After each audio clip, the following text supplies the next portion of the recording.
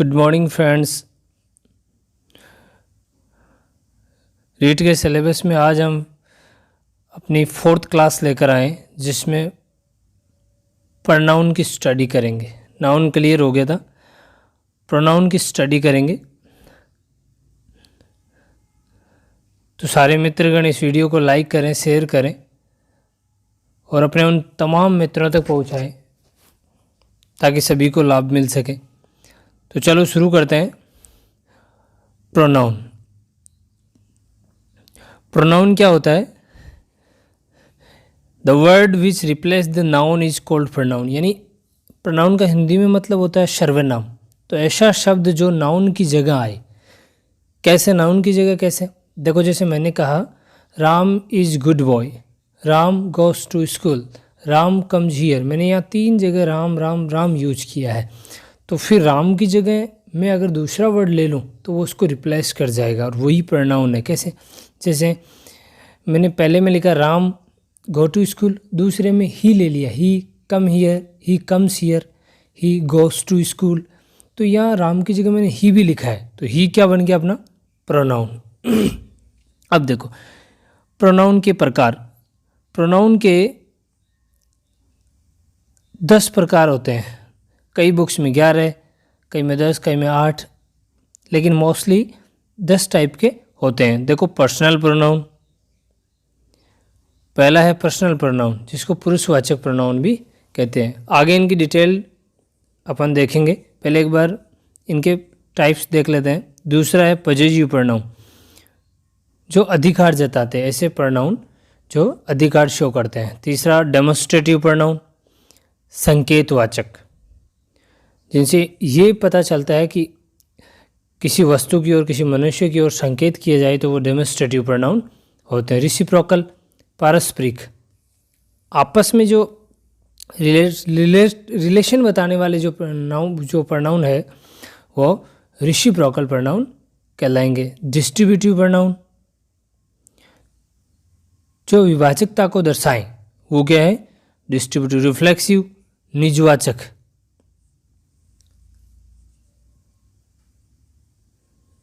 आगे indefinite pronoun वो pronoun जो अनिश्चितता को बताए, जिनसे किसी वस्तु के निश्चित होने का पता ही नहीं चले, वो इनडेफिनेट प्रोनाउन। रिलेटिव जो संबंध बताते हैं। इंटरोगेटिव जिनसे क्वेश्चन पुटअप किए जा सकते हैं। और एम्फेटिक प्रोनाउन जो दबाव शो करे किसी पे, वो कौन से हैं? एम्फेटिक। अब अपन इनकी डिटेल से पूरी जानकारी ले लेते हैं एक नंबर से। तो पहला जो प्रोनाउन है अपना पर्सनल प्रोनाउन यानी पुरुषवाचक। पर्सनल प्रोनाउन में I, we, you, she, he, me, our, mine सारे आते हैं, लेकिन इनकी एक फॉर्म बनाई गई है, यानी इसका चार्ट है। चार्ट के आधार पर भी इनको डिवाइड किया गया है। तो पर्सनल प्रोनाउन को कैसे डिवाइड किया गया? देखो, नॉमिनेटिव केस में या सब्जेक्टिव केस, कर्ता के रूप में, ऑब्जेक्टिव केस क्रम के रूप में, और अधिकार शो करने वाले प्रोनाउन के रूप में भी दर्शाया गया है। तो जैसे I, we, you, she, he, it और दे, ये किस में आते हैं? सब्जेक्ट में। सब्जेक्टिव प्रोनाउन है ये। कैसे है? सब्जेक्टिव सर्वनाम है, तो इनको सब्जेक्ट की जगह यूज किया जा सकता है, न कि ऑब्जेक्ट की जगह, न कि पॉजिटिव की जगह इनको अपन यूज नहीं कर सकते। जैसे मैंने कहा आई टेक टी, तो मैं ऐसा नहीं कह सकता मी टेक टी। मैं ऐसा भी नहीं कह सकता कि माई टेक टी। तो ये हमेशा सब्जेक्ट के स्थान पे ही आते हैं। दूसरा me, us, you, me, us, you, her, him, it, them, ये इनका ऑब्जेक्टिव है। जैसे आई का ऑब्जेक्ट मी, वी का अस, यू का यू, सी का हर, ही का हिम, इट का इट और दे का देम, ये इनके ऑब्जेक्टिव प्रोनाउन है। पॉजिटिव में देखो, पॉजिटिव में आई का पॉजिटिव क्या हो गया? माई। लेकिन पॉजिटिव को 2 पार्ट में बांटा गया है, पॉजिटिव एडजेक्टिव और पॉजिटिव प्रोनाउन। पॉजिटिव एडजेक्टिव क्या है? माई है। पॉजिटिव प्रोनाउन क्या हो जाएगा? माइन हो जाएगा। अवर क्या है? पॉजिटिव एडजेक्टिव, और पॉजिटिव प्रोनाउन क्या हो जाएगा? अवर्स हो जाएगा। कैसे? देखो, मैंने कहा जैसे मैंने कहा this is my book, this is my book.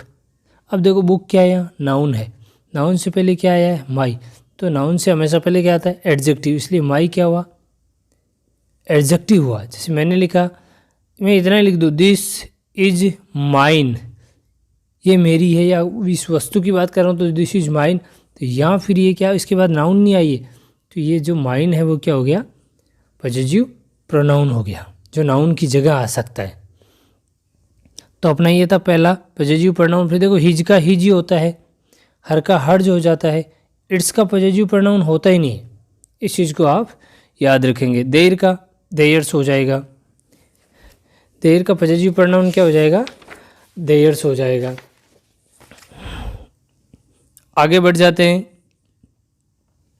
2 number देख लेते हैं, पॉजेसिव प्रोनाउन कौन से, अभी भी पढ़े अपन ने पर्सनल प्रोनाउन के पार्ट में भी, और अलग से भी देख लेते हैं, माइन, अवर्स, योर्स, हर्ज, हिज, देयर्स, ये क्या है, पॉजेसिव प्रोनाउन।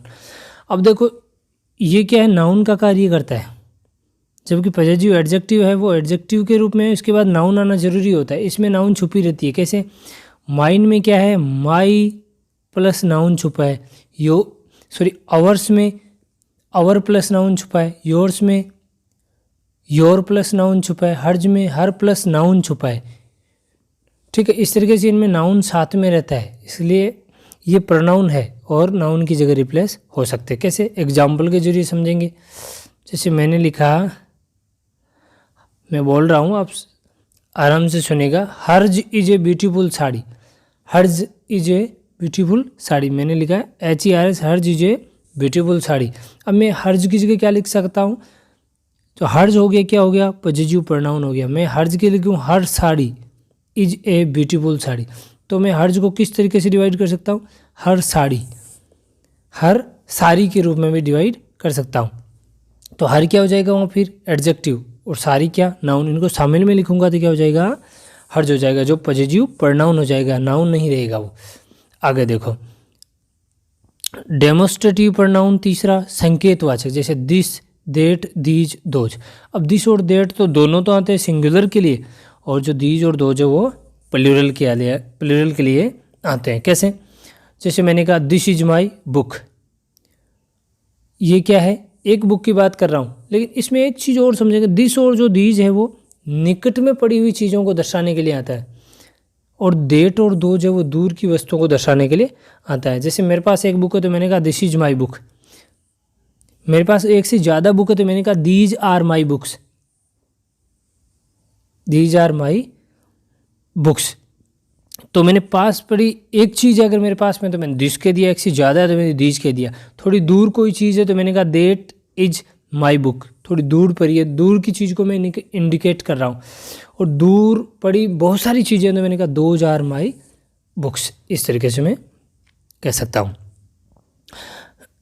आगे देख लेते हैं 4 नंबर, रेसिप्रोकल प्रोनाउन, यानी पारस्परिक जो प्रोनाउन होते हैं, पारस्परिक प्रोनाउन को इसमें कौन कौन से आते हैं, ईच अदर और वन अनादर। ईच अदर हमेशा 2 के लिए होता है और वन अनादर 2 से ज़्यादा के लिए होता है, मोर देन 2 के लिए। कैसे, जैसे मैंने कहा 2 बॉयज फाइट ईच अदर, न कि वन अनादर, क्योंकि 2 के लिए क्या जाएगा, ईच अदर। अब मैं कहूँ 5 स्टूडेंट फाइट वन अनादर, क्यों 2 से ज़्यादा है तो वन अनादर हो जाएगा। 5 नंबर देख लेते हैं, डिस्ट्रीब्यूटिव प्रोनाउन, यानी विभाजन दर्शाने वाले जितने भी प्रोनाउन है वो डिस्ट्रीब्यूटिव होते हैं, जैसे ईच, एवरी, आइदर, नाइदर। अब देखो ये प्रोनाउन है ना, तो एवरी वन होगा यहाँ, एवरी क्या है, केवल एडजेक्टिव है, एवरी वन क्या है, प्रोनाउन है। ईच अपने आप में एडजेक्टिव भी है और प्रोनाउन भी है, दोनों जगह यूज हो सकता है, आइदर, नाइदर। अब देखो ईच का, देखो ईच आता है 2 या 2 से अधिक के लिए, एवरी केवल 2 के लिए नहीं आ सकता, 2 से अधिक के लिए एवरी आएगा, और 2 या 2 से अधिक दोनों के लिए ईच आ सकता है। आइदर 2 में से कोई एक, वो आइदर आ जाएगा, नाइदर 2 में से एक भी नहीं। अब दोनों चीज़ों में से एक को भी चूज नहीं करना है तो वो ना इधर आ जाएगा। एग्जाम्पल के जरिए समझते हैं। Each of the girls has given book. Each of the girls has given. अब देखो इनमें जो नाउन वर्ब है ना, इसमें हमेशा सिंगुलर आएगी। कैसे? जैसे मैंने each of the girls has given बोला है, ना कि हैव। इनमें जो वर्ब भी आएगी वो भी सिंगुलर आएगी। दूसरा एवरीवन का देख लेते हैं। Everyone wants his money. Everyone wants his money. या एवरीवन आया है मतलब एक से ज़्यादा के लिए आया, प्रत्येक जितने भी लोग हैं उनकी हम बात कर रहे हैं। सपोज करो किसी फैक्ट्री में काम करने वाले हज़ारों लोग हैं, मैंने कहा सभी को पैसा चाहिए, तो एवरीवन वांट्स हिज मनी। और यहाँ देखो एवरीवन वांट्स हिज आया है, ना कि दे रहा है, क्योंकि ईच और एवरीवन के लिए जो नाउन प्रोनाउन वो भी सिंगुलर और वर्ब भी सिंगुलर आती है। आगे देख लेते हैं रिफ्लेक्सिव प्रोनाउन, यानी जो निजता शो करे ना, निजता बताए, तो वो कौन से हैं? रिफ्लेक्सिव। जैसे myself, ourself, yourselves, himself, जिनके पीछे सेल्फ लग जाता है वो रिफ्लेक्सिव बन जाते हैं। और सेल्फ वाले एम्पैथिक भी बनते हैं, लेकिन पहले अपन रिफ्लेक्सिव को क्लियर करते हैं। रिफ्लेक्सिव कहाँ लगाए जाते हैं? जैसे ये किसी वर्ब के बाद आते हैं, जनरली कहाँ आते हैं? किसी वर्ब के बाद लिखे हुए आते हैं। जैसे she loves her self, he punished himself, इस तरीके से। लेकिन इनमें और इम्फेटिक जो प्रोनाउन है इसमें अपन डिफरेंस कैसे पता करेंगे? भाई दोनों में ही सेल्फ लगे हुए आते हैं। तो जब किसी सेंटेंस में रिफ्लेक्सिव हटाने से उस वाक्य के अर्थ में या मीनिंग में बदलाव आ जाता है या पूरा अर्थ नहीं निकलता, तो वो तो रिफ्लेक्सिव है। जैसे मैंने कहा सी लव्स, किससे? हर सेल्फ हटा दिया तो पता नहीं चल रहा कि वो किससे प्रेम करती है। जैसे ही पनिश्ड, किसको पनिश्ड किया? मैंने हिमसेल्फ हटा दिया। जब हिमसेल्फ लगाऊं तब इसका मतलब है भी खुद को ही सजा दी उसने। अगला देख लेते हैं इम्फेटिक। इम्फेटिक में देखो, इम्फेटिक में थोड़ा सा दबाव दिया जाता है वाक्य पे। जैसे माई सेल्फ, वही सेल्फ लगा है सभी में ही। जिस तरीके से रिफ्लेक्सिव में सेल्फ लगा है, इसी तरीके से इम्फेटिक में भी सेल्फ लग के सारे शब्द बने हैं। कैसे? इसका यूज वर्ब के सब्जेक्ट के बाद करते हैं और ऑब्जेक्ट भी होता है। इसका जनरली यूज कहाँ किया जाता है? सब्जेक्ट के बाद। लेकिन मेन पॉइंट है वो आप समझेंगे। I myself will make tea, मैं खुद चाय बनाऊंगा। अब उसमें क्या था रिफ्लेक्सिव में कि जब आप सेल्फ वाले शब्द को हटाने से वाक्य के अर्थ या मीनिंग में बदलाव आ जाता है। लेकिन इम्फेटिक में ऐसा नहीं है, आप इस वर्ड को हटा देंगे वहाँ से तो वाक्य के जो मीनिंग है उसमें बदलाव नहीं आएगा, मतलब वाक्य का जो वाक्य है वो गलत नहीं हो सकता। और माई सेल्फ और सेल्फ, ये सेल्फ वाले वर्ड है, ये जोड़ने से वाक्य में थोड़ा एम्फेसाइज हो जाता है। जैसे I myself will make tea, I herself cook food. जैसे शी कुक्स फूड, तो ये भी सही है, सी हर सेल्फ कुक्स फूड का मतलब हो जाएगा उसने खुद खाना बनाती है। तो इम्फेटिक में रिफ्लेक्सिव में क्या हुआ? रिफ्लेक्सिव में ये हटाने से वाक्य का अर्थ पूरा नहीं आता है, और इम्फेटिक में ये हटाने से वाक्य पे अर्थ पे कोई फ़र्क नहीं पड़ता, अर्थ तो वैसे ही आ जाता है, लेकिन इसमें थोड़ा सा इम्फेसाइज जोर दिया जाता है इसमें, ऐसे सेंटेंस में। आगे देखो 8 नंबर चेक कर लेते हैं। इंडेफिनेट प्रोनाउन, अनिश्चयवाचक pronoun. Somebody, nobody, anybody, anyone, someone, no one, everything, nothing, ये चीज़ें ऑल, सम, एनी, ये इंडेफिनेट प्रोनाउन में शामिल होती है। अब देखो इंडेफिनेट प्रोनाउन, अब आप एक चीज़ समझेंगे, पहले तो इन सभी के साथ सिंगुलर आता है, इन तीनों को छोड़ के इन सभी के साथ क्या आता है? सिंगुलर वर्ब आती है। और अब आपके माइंड में ये भी चल रहा होगा कि एक तो समबडी होता है और एक समवन होता है, इन चीज़ों में क्या फ़र्क है? एनीबडी, एनीवन में क्या फ़र्क है? नोबडी, नोवन में क्या फ़र्क है? तो इसको समझेंगे कि जिसने भी बडी वाले शब्द है ना, जैसे BODY, ठीक है, समवन में वन जुड़ा है, तो बडी वाले जितने भी शब्द है वो स्पेसिफिक तौर पे आते हैं किसी विशेष चीज़ को बताने के लिए, और समवन वाले उसमें ये नॉन स्पेसिफिक होते हैं, किसी विशेष बात को इंडिकेट नहीं करते। अब देखो जैसे समवन हैज़ कम या समवन इज़ कॉलिंग यू, कोई आपको कॉल कर रहा है, तो यहाँ फिक्स नहीं है, तो ये नॉन स्पेसिफिक हो जाएगा। जैसे समबडी इज़ कॉलिंग यू, तो इसका मतलब कोई फिक्स आदमी है, ठीक है, जो आप जानते हैं उसको, और वो स्पेसिफिक हो सकता है, विशेष के लिए, विशेष रूप में हो सकता है। और समबडी बोलेंगे तो वो स्पेसिफिक है, और समवन बोलेंगे तो वो नॉन स्पेसिफिक। अब देखो ऑल, और सॉरी ये एवरीथिंग, नथिंग और समथिंग भी छोड़ दिया, ये नॉन लिविंग थिंग के लिए यूज होती है। सब जैसे everything is okay, nothing is impossible, इनके साथ वर्ब हमेशा क्या आएगी, सिंगुलर आएगी। ऑल का प्रयोग सिंगुलर और प्लूरल दोनों के लिए हो सकता है। ऑल इज गुड और ऑल आर गुड और ऑल इज वेल। जैसे किसी यूनिट की या अनकाउंटेबल चीज़ की बात करेंगे तो सिंगुलर आएगा, और काउंटेबल चीज़ की बात करें, इसे बहुत सारे चीज़ों को दर्शाने के लिए बात करें तो ऑल के साथ प्लूरल आ जाएगा। सम के साथ प्लूरल आता है, जैसे some pens, some boys. Any negative और क्वेश्चन वाले जितने भी वाक्य होते हैं उसमें एनी का यूज होता है, जैसे I do not have any pain. इस तरीके से आगे बढ़ जाते हैं। 9 नंबर रिलेटिव प्रोनाउन, जो संबंध बताते हैं वो क्या होते हैं, रिलेटिव प्रोनाउन। हु का प्रयोग आपको ध्यान रखना है मनुष्य के लिए या सब्जेक्ट के लिए होता है। इसके बाद हमेशा वर्ब आती है, तो ये आप समझेंगे कि जब भी हु रिलेटिव प्रोनाउन दे रखा है तो उसके बाद वर्ब का यूज होगा। जैसे यहाँ देखो ये एग्जाम्पल लिखा, I met a boy who was a doctor. अब आपको जैसे यहाँ खाली जगह दे दी, आई मेट ए बॉय, खाली जगह दे दी वॉज ए बॉय। अब आपको चेक करना है कि इसके बाद क्या दे रखा है, वॉज क्या है, वर्ब, तो वर्ब से पहले क्या आएगा, हु। इस तरीके से आप इसको याद कर सकते हैं। होम के बाद ऑब्जेक्ट, ये किसके लिए आता है, होम ऑब्जेक्ट के लिए, और बाद में हमेशा क्या आएगा, सब्जेक्ट। जब भी आपको होम भरना हो तो खाली जगह के बाद हमेशा क्या दिया होगा, सब्जेक्ट। जैसे I met a boy whom, suppose करो यहाँ ये आपको खाली जगह दे दे और इसके बाद ये क्या लिखा है, सब्जेक्ट लिखा है, आई डिड नॉट इनवाइट। तो इस आई सब्जेक्ट को देख के आपको यहाँ क्या लगाना है, होम लगाना है।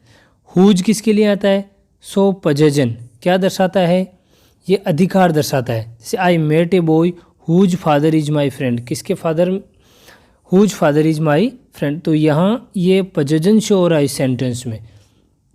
ये जब आप बहुत सारे वाक्य अपने सामने से निकालेंगे, एक्सरसाइज करेंगे, तो ये चीज़ें क्लियर हो जाएगी। वॉट नॉन लिविंग थिंग के लिए आता है, जैसे eat what you like, eat what you like, खाओ जो चीज़ें आपको पसंद हो या जो पसंद हो। जो पसंद में क्या आ गया, नॉन लिविंग थिंग आ गई। विच का प्रयोग ऑब्जेक्ट या सिलेक्शन के लिए किया जाता है, जैसे Jio is a company which is very popular. तो यहाँ जियो एक ऐसी कंपनी है जो बहुत ज़्यादा पॉपुलर है, तो यहाँ इन सारी कंपनीज में से इसका सिलेक्शन हुआ है जियो का, तो ये सिलेक्शन हेतु क्या है, विच का प्रयोग होता है। अगला देख लेते हैं, इंटरोगेटिव।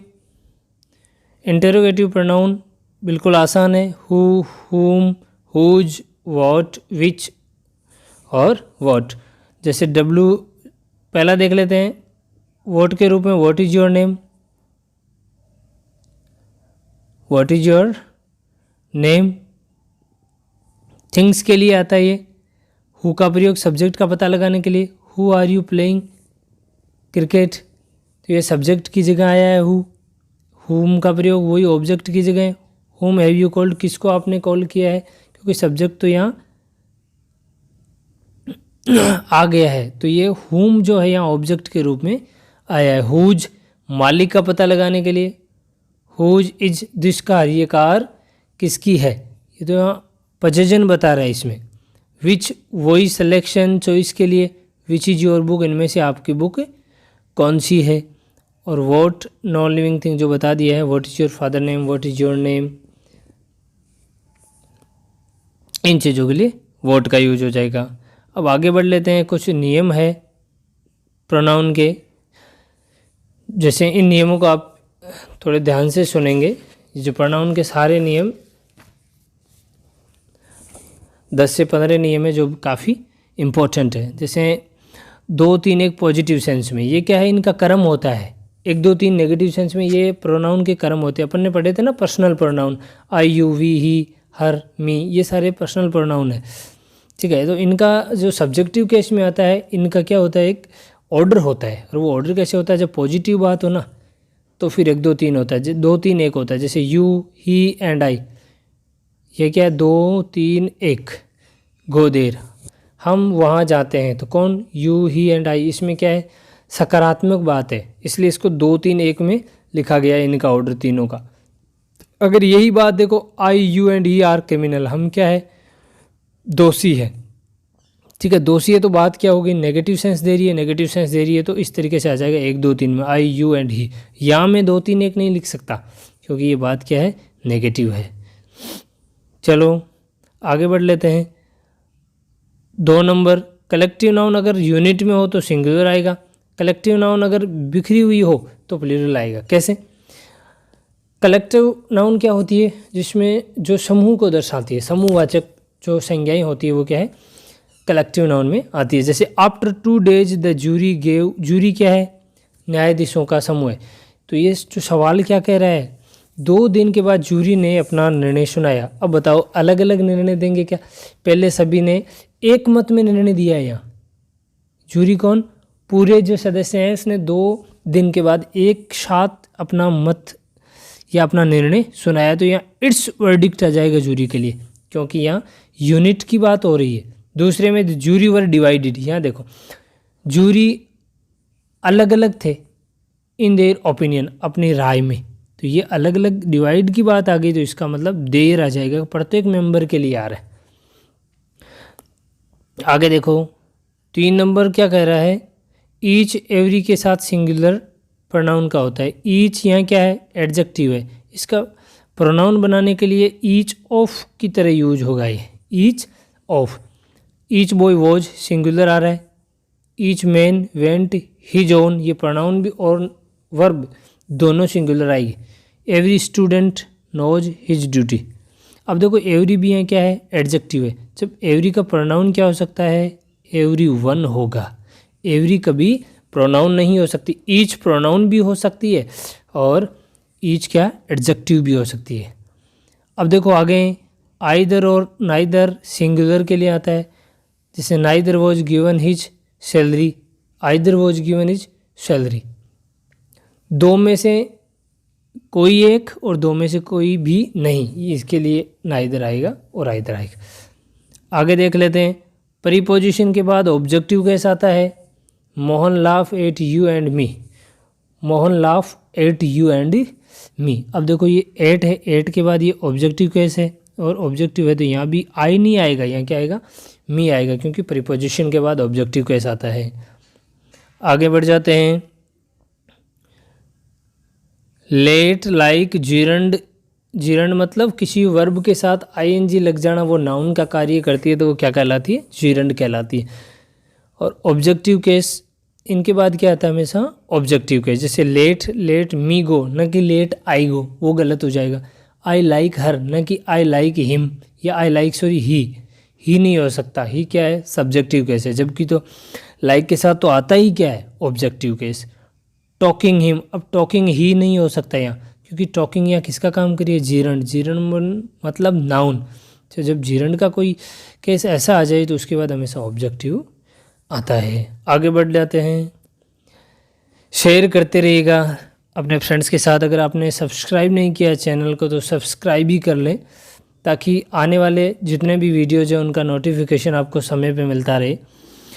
7 नंबर क्या कर रहा है, सच एज के बाद सब्जेक्टिव केस आएगा। कैसे, I have no like for such a man as he. अब देखो सच एज आया हुआ है ना ये, तो इसके बाद अपन हिम नहीं लिखेंगे, क्योंकि सच एज के बाद पूरी इंग्लिश में हमेशा क्या आता है, सब्जेक्टिव केस आता है। 8 नंबर देखो, कंपैरिजन के समय केस में होना, 2 समान केस में होना चाहिए। कंपैरिजन हमेशा भी 2 समान केस में। कैसे, इन चीज़ों का पता अपन सब्जेक्ट, इन जो एग्जाम्पल है इससे पता चलेगा। कैसे, he is better than I. अब देखो या ही और आई 2 सब्जेक्ट में कंपैरिजन हो रहा है, यानी वह मुझसे अच्छा है, he is better than I, ऐसा कहना चाह रहा है वाक्य में। तो दो सब्जेक्ट के बीच में तुलना हो रही है, तो इसलिए देन के बाद क्या आया, subjective case. She is better than he, यहाँ भी दो के बीच में तुलना हो रही है, तो दोनों से देन के बाद क्या आ गया, फिर से सब्जेक्टिव केस। अब देखो पजेसिव एडजेक्टिव कभी अकेला नहीं आता है। पजेसिव एडजेक्टिव क्या है, कभी अकेला नहीं आता। जैसे हिज नहीं आएगा, हिज कभी नहीं आएगा, हिज कार आएगा।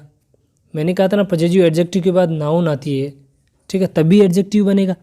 नाउन से पहले कोई चीज़ जुड़ रही है तो ही एडजेक्टिव बनेगी, अकेला एडजेक्टिव कैसे बनेगा। जैसे माई हाउस, तो जैसे मैं ये नहीं कह सकता ही इज़ माई, इससे सेंटेंस का अर्थ ही नहीं निकल रहा है। या दिस इज माई हाउस कहूँगा तो फिर वो सेंटेंस का पूरा अर्थ निकलेगा। आगे बढ़ जाते हैं। नियम नंबर 10, पजेसिव प्रोनाउन के बाद कोई नाउन नहीं आएगी, क्योंकि पजेसिव प्रोनाउन खुद ही नाउन और एडजेक्टिव का समावेश है। बताया ना आपको, this is my house, mine house, ये गलत हो जाएगा, क्योंकि माइन खुद में क्या छुपा है। इसका सही तो क्या हो सकता है, दिस इज माई हाउस तो हो सकता है, या फिर दिस हाउस इज माइन, क्योंकि माइन में एडजेक्टिव प्लस नाउन दोनों छुपे हैं, तो फिर से एडजेक्टिव लगाने की अपन को ज़रूरत नहीं है, या माइन के साथ फिर से नाउन जोड़ने की ज़रूरत नहीं है, क्योंकि नाउन उसमें समाहित है। कभी कभी पजेसिव प्रोनाउन सब्जेक्टिव के रूप में आता है। कैसे, पजेसिव प्रोनाउन है ना, वो सब्जेक्ट की जगह भी ले सकता है, क्योंकि इसमें एडजेक्टिव प्लस नाउन का समावेश होता है। जैसे hours is a great country, सही है बिल्कुल। हर्ज इज ए गुड जॉब, तो इसको दूसरी तरीके से लिखो तो her job is a good, या her house is a good house, इस तरीके से मैं इसको लिख सकता हूँ। अगला नियम पढ़ लेते हैं। शेयर करते रहिए वीडियो को, ताकि आपको जितने भी इस चैनल के माध्यम से गुरुजी पढ़ा रहे हैं उनका उत्साहवर्धन होता रहे, और ये जो हैंडमेड नोट्स है जिनका फ़ायदा सभी स्टूडेंट तक पहुंच जाए। नियम नंबर 12, जब दो नाउन एंड से जुड़े हो तो प्रोनाउन प्लूरल होगा। सीधी सी बात है, रोहित एंड रोहन दोनों क्या हो गए, एक से ज़्यादा हो गए, इसलिए प्लूरल आ गया। जॉन एंड राम, हैव आ जाएगा ना कि है जाएगा, क्योंकि एक से ज़्यादा हो गए।